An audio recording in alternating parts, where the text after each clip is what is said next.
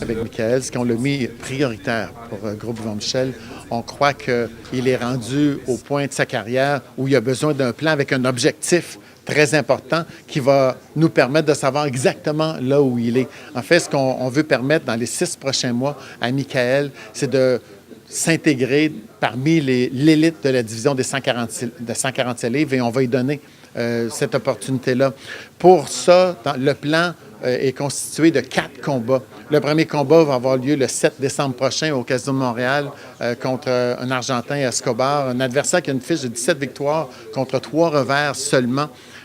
Si ça va bien, la prochaine étape, ce serait le 15 février, encore au Casino, où on va augmenter un petit peu la qualité de l'adversaire pour se retrouver en mars sur le même gala qu'Adonis Stevenson, où là, il va se battre dans un combat de 12 rounds pour un combat de championnat contre un adversaire qui arrive près des classements ou qui est peut-être déjà classé dans le top 15 mondial.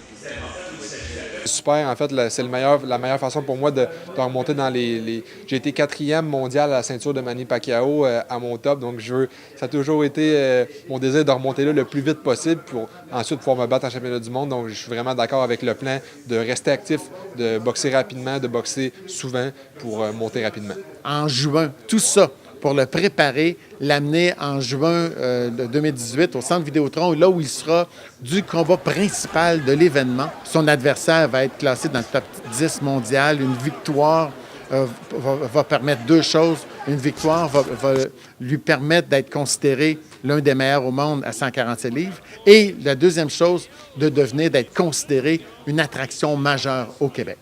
C'est une grosse chance, une grosse opportunité. D'ici là, il y a beaucoup d'étapes à franchir. On parle de 3 combats d'ici là.